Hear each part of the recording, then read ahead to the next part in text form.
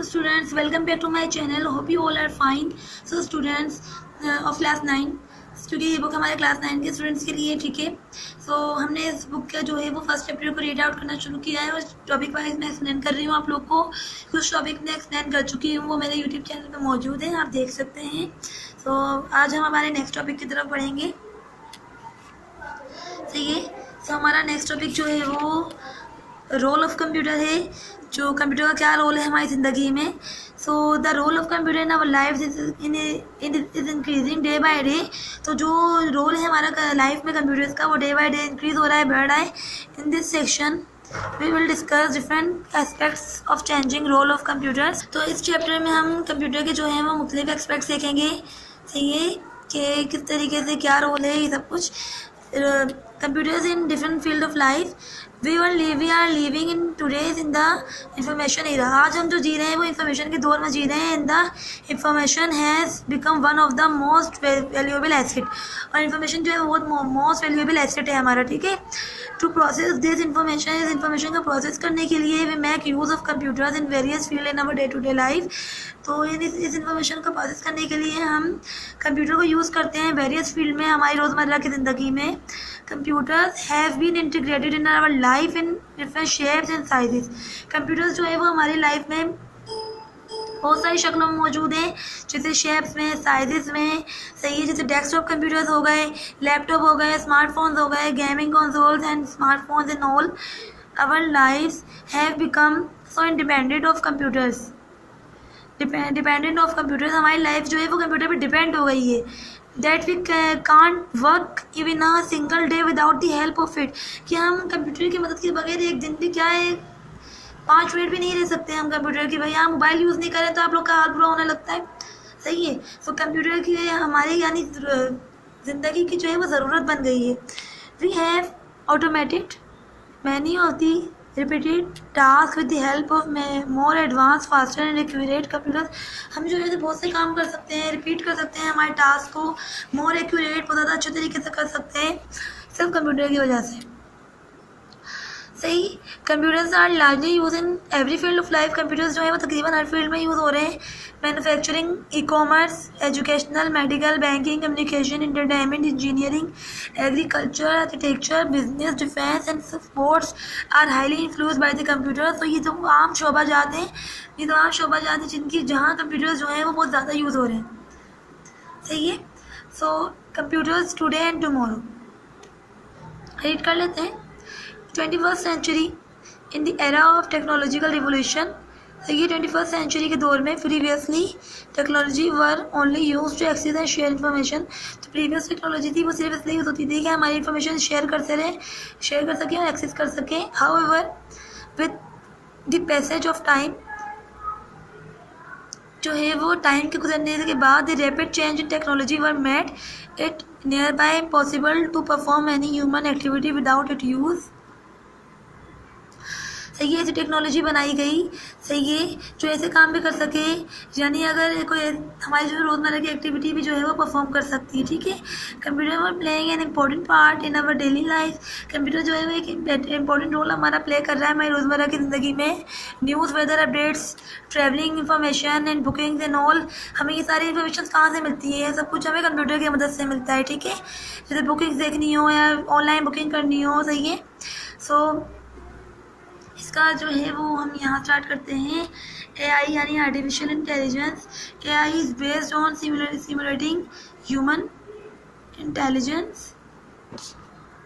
AI हमारे पास जो base होती है वो ह्यूमन इंटेलिजेंस पे बेस होती है. ठीक है.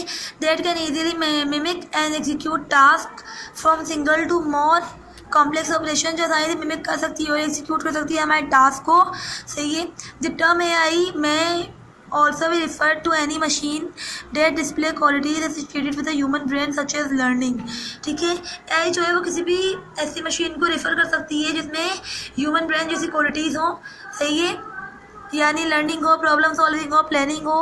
AI is also use for machine learning. ये मशीन लर्निंग के तौर पर भी यूज़ होती है. It learns from our daily routines and suggest us different options. सही है. हमारी रोज़मर्रा की ज़िंदगी सीखती है और हमें बहुत सारे ऑप्शंस भी जो है वो सजेस्ट करती है. Like Google map suggest the best way to our daily commute.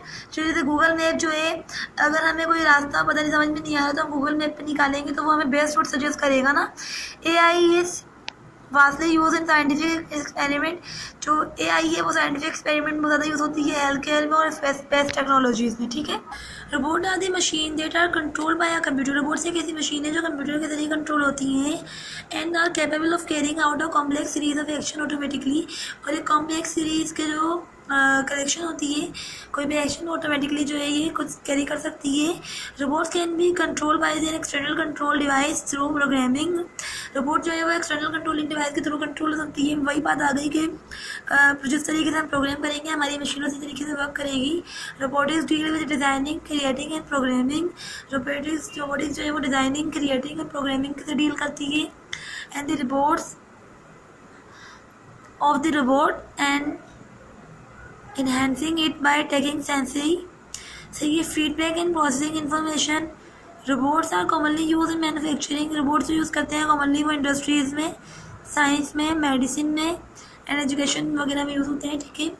जैसे मैन्युफैक्चरिंग ले लें किसी फैक्ट्री का, कोई कुछ फैक्ट्री वर्क के लिए रोबोट्स हैं, जापान में यूज़ होते हैं, सही है। इंडस्ट्रीज़ में यूज़ होते हैं, साइंस में रोबोट्स की ज़रूरत होती है और मेडिसिन एंड एजुकेशन वगैरह में, सही है। तो एक बात याद रखिएगा, रोबोट जो है वो हमारा लैटिन वर्ड है, सही है, जो रोबोटा से निकला है, सही है। रोबोटा की जो मेन वर्ड है वो हमारा रोबोटा है, सही है, जो कि लैटिन वर्ड है। ये बात याद रखने वाली है, तो याद रखिएगा।